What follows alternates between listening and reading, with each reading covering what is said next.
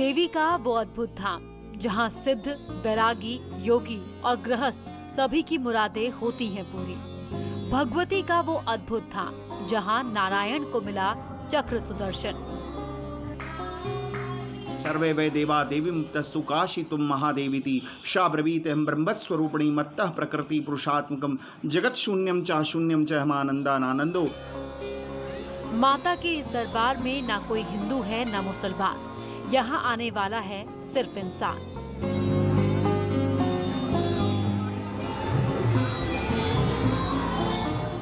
उत्तर प्रदेश में एक ऐसा दिव्य मंदिर है जहाँ पूजा हिंदू करते हैं और पूजन सामग्री मुस्लिम बनाते हैं।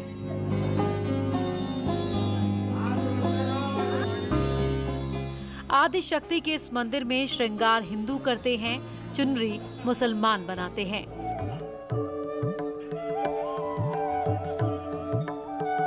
देवी के इस मंदिर में पूजा पहाड़ पर होती है और चुनरी 100 किलोमीटर दूर कहीं और से बनकर आती है।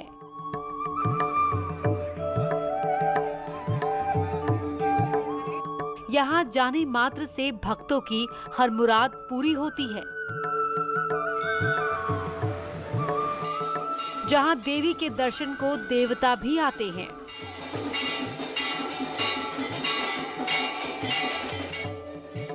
पर्वत की चोटी पर बना है महादेवी का महामंदिर। जी हाँ, तो विंध्याचल पर्वत पर बना है देवी का ये अद्भुत दरबार। मां विंध्यवासिनी के इस मंदिर की महिमा अपरंपार है। न सिर्फ उत्तर प्रदेश बल्कि देश के कोने कोने से भक्त विंध्याचल आते हैं और मां के दरबार में हाजिरी लगाते हैं। आज विंध्याचल देवी जी की वो कहानियां जो इससे पहले शायद ही आपने सुनी होंगी, हम आपको बताते हैं। मुंड धारिणी धरा विघात हारिणी गृहे गृहे निवासिनी भजामि विंध्यवासिनी भजामि विंध्यवासिनी भजामि विंध्यवासिनी। नवरात्र के इस पावन अवसर पर हमने आपको देवी पाटन, नैना देवी, बुढ़िया माई इन मंदिरों के घर बैठे दर्शन करवाए और आज कीजिए मां विंध्यवासिनी के दिव्य रूप के दिव्य दर्शन।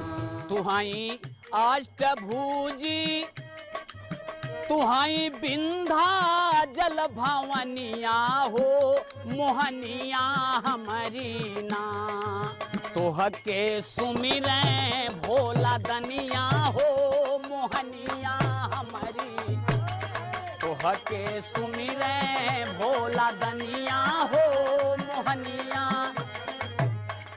वाराणसी और प्रयागराज के बीच बसा है विंध्याचल देवी का दिव्य मंदिर। विंध्याचल वाली माई की वो कहानी जिसकी वजह से श्री नारायण को पुंडरीक्ष का नाम मिला।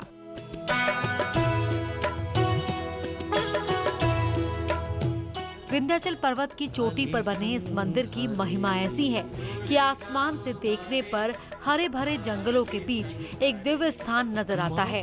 इसके एक तरफ गंगा की बहती धारा है, दूसरी तरफ वो रास्ता है जिसके जरिए देश और दुनिया भर के श्रद्धालु यहाँ आते हैं।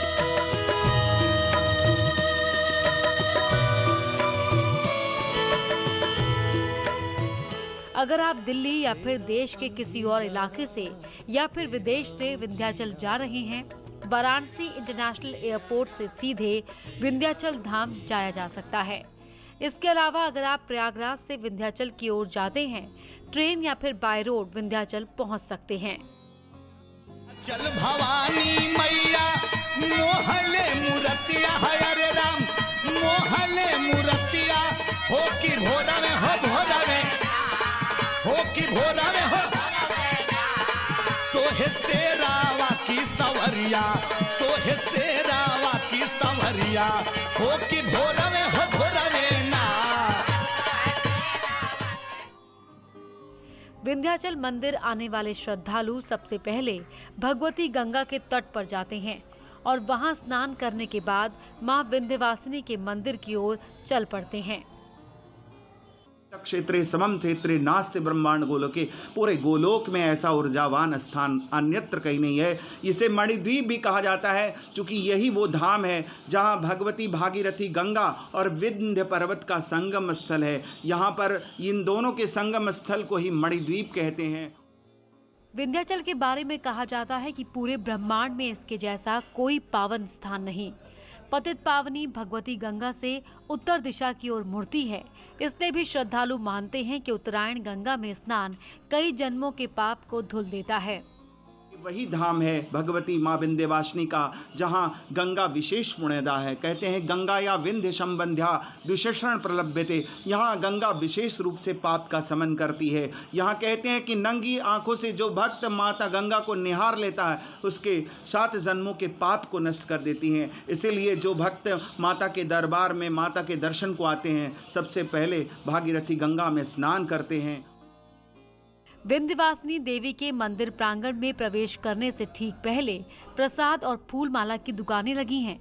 इन्हीं दुकानों से भक्तगण नारियल चुनरी लेते हैं और फिर नंगे पैर देवी के दर्शन को निकल पड़ते हैं।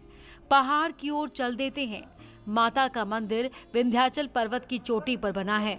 यहाँ जाने के लिए 2 तरह के रास्तों का इस्तेमाल किया जा सकता है। अगर आप पैदल जाना चाहते हैं तो कुछ सीढ़ियाँ चढ़कर भगवती के मंदिर तक पहुँच सकते हैं, और अगर सीढ़ियां चढ़ने का इरादा नहीं है, विंध्याचल पर्वत तक सड़क बनी है, आप कार लेकर भी वहां जा सकते हैं।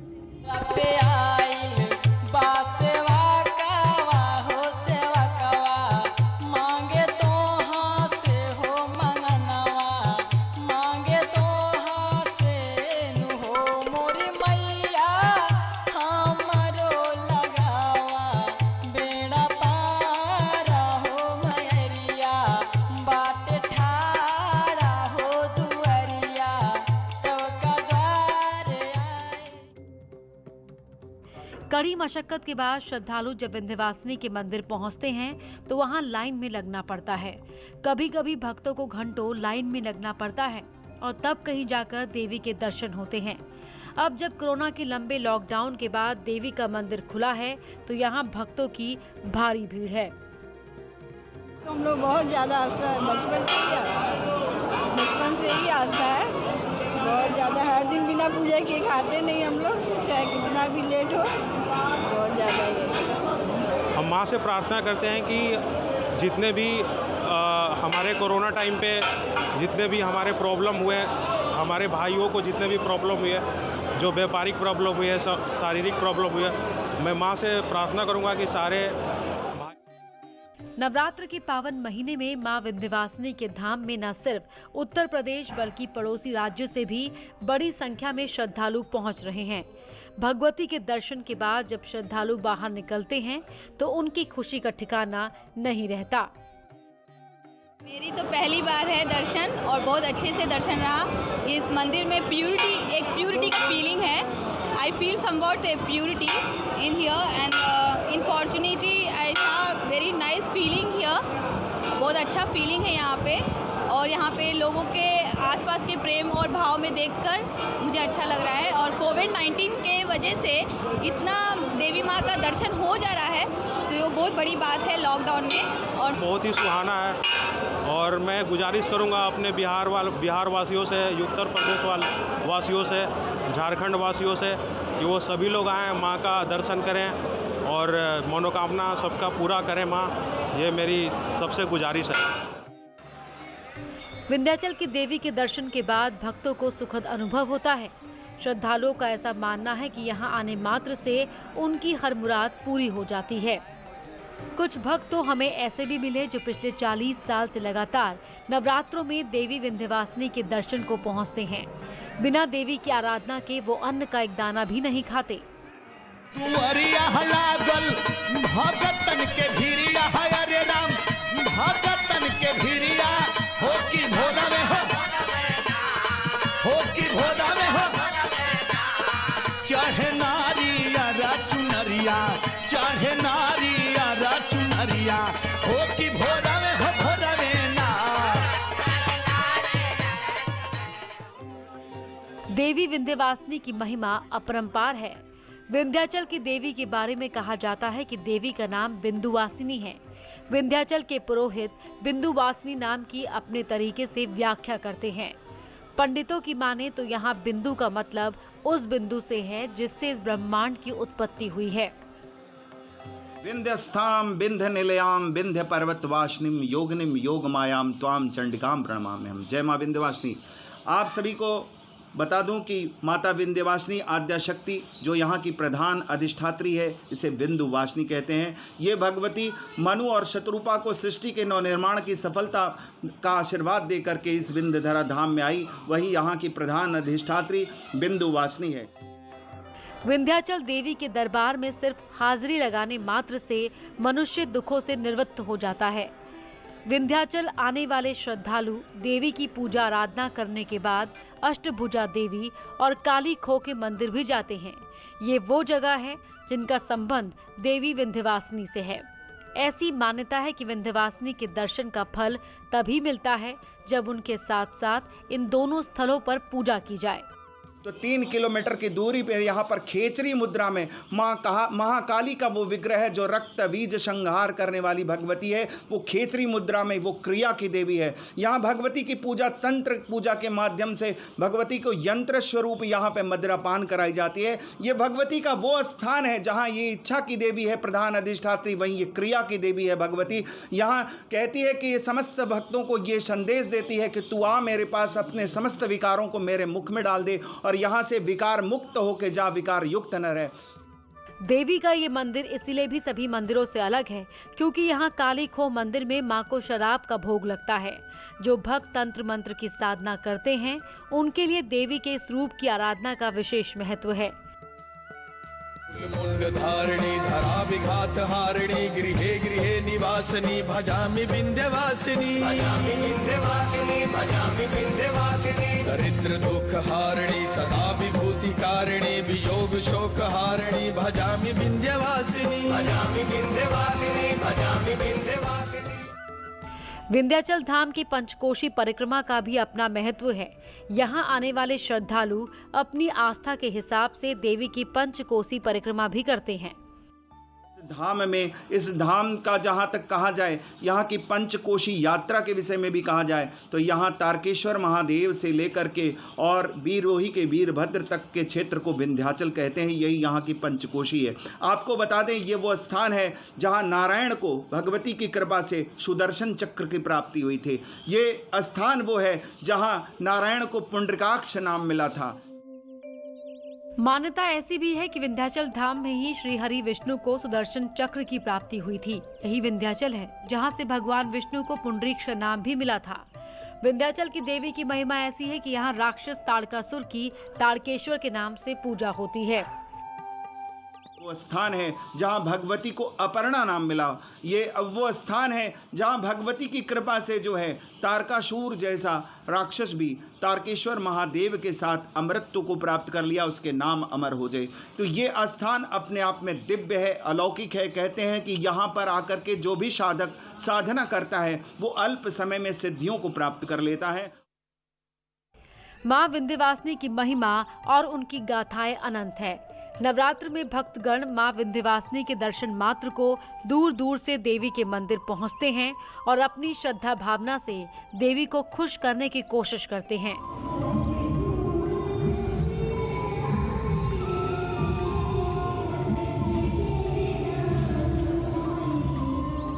विंध्याचल की एक और जो सबसे खास बात है वो ये कि देवी को जो चुनरी चढ़ाई जाती है उसे प्रयागराज में बनाया जाता है। हम लोग का कम से कम 30 से 35 साल हो गया। मेरे दादा काम करते थे इस सब का, फिर हम लोग, हमारे पापा अगर, फिर हम लोग कर रहे हैं। अच्छा, क्या क्या आप बनाते हैं? हम लोग चुनरी में माँ का ओढ़नी बनाते हैं, छोटा बनता है, बड़ा बनता है, हर एक मेल बनता है। विंध्याचल माँ दरबार में जाते हैं, वहाँ दुकानदारों के यहाँ देते हैं। तो यही चुनरी माता रानी को चढ़ता है? यही चुनरी माता रानी को दुकानदार हम देते, दुकानदार जनमान देते हैं, जनमान जाकर चढ़ाते हैं इसे। विंध्याचल माई की कहानी अनंत है। हमने कुछ पहलुओं को आपके सामने रखने की कोशिश की। नवरात्र के इस पावन अवसर पर देवी भगवती की कृपा आप पर बनी रहे, ऐसी हमारी कामना है। न्यूज़ 18 के लिए विंध्याचल धाम से सुमित गर्ग की रिपोर्ट। मुंड धारिणी धरा विघात हारिणी गृहे गृहे निवासिनी भजामि विंध्यवासिनी। और इस बेहद ही खूबसूरत रिपोर्ट के बाद एक छोटे से ब्रेक के लिए रुक रहे हैं, कहीं मत जाइएगा। भवन में होती है तेरी